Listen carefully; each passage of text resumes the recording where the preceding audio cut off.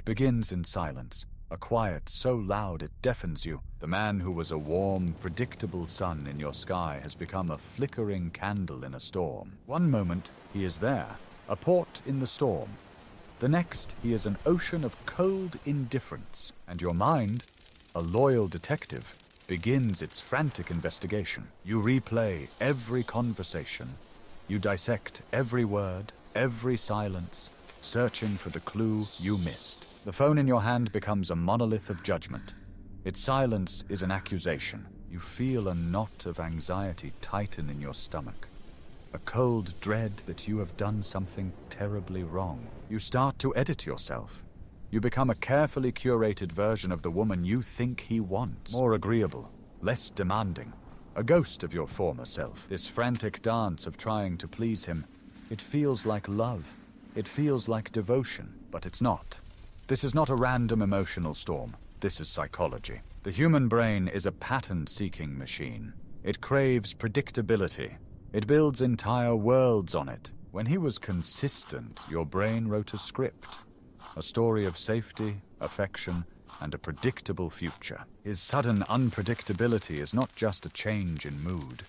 It is a tear in the fabric of your reality. This creates a state of psychological distress known as cognitive dissonance. The loving man you know, and the cold stranger he has become. These two realities cannot coexist. So your brain, in a desperate attempt to restore order, latches onto one mission: solve the puzzle. The obsession is not about him. It's about your brain's primal need to make the story make sense again. But there is a darker, more powerful mechanism at play.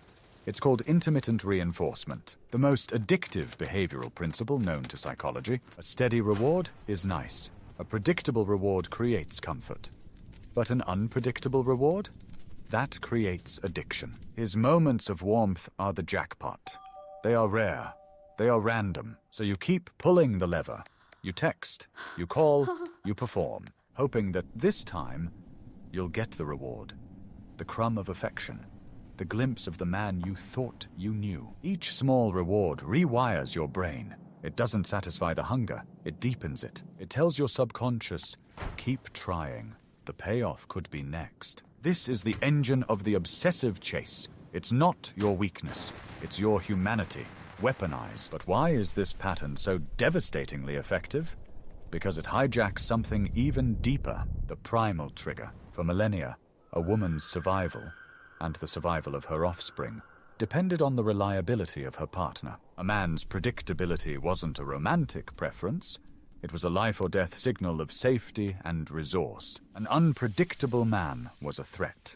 His inconsistency signaled abandonment, danger, scarcity. When he pulls away, your modern brain feels emotional pain.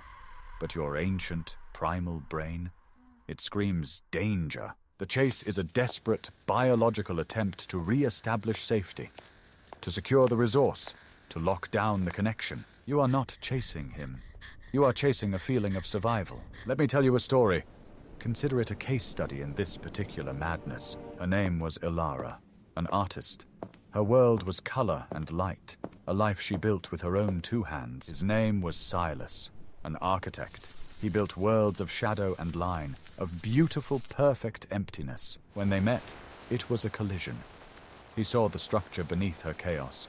She saw the soul within his silence. He was intensely present. He learned the constellation of scars on her hands, the rhythm of her breathing as she slept. Ilara, who had always been her own anchor, found herself tethered to his gaze. She felt, for the first time, utterly seen. Then the pattern broke. It wasn't a fight. It was a subtle chilling of the air. A shared joke was met with a polite, vacant smile. A touch was met with a subtle, almost imperceptible flinch. The spotlight of his attention didn't just turn off. It moved, leaving her in the cold and dark. Ilara's world of color began to fade to gray. The paint on her canvases dried. Her mind, once a universe of ideas, became a single obsessive question. What did I do? She tried to be more interesting. She tried to be quieter. She tried to be the girl he first met. But she was chasing a ghost. The more she chased, the faster he receded. One day he gave her a crumb, a fleeting moment of the old warmth, a shared smile over nothing. And the effect was like water to a woman dying of thirst. It wasn't nourishment. It was a promise of it. It reset the addiction. It validated the chase. It told her, see, he's still in there. You just have to try harder. The trap is not his withdrawal. The trap is the occasional calculated return. This is the moment of truth. The point where the psychological programming can be seen. You must stop asking, what did I do wrong?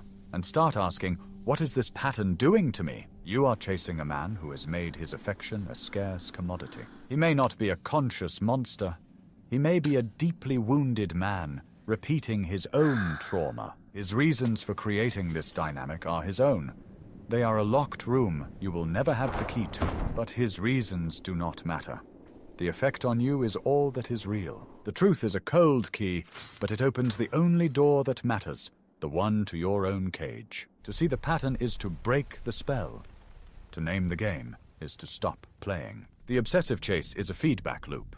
Your anxiety fuels the pursuit, and the pursuit fuels the anxiety. The only way to win is to drop the rope, to turn around, to walk away. This will feel like death.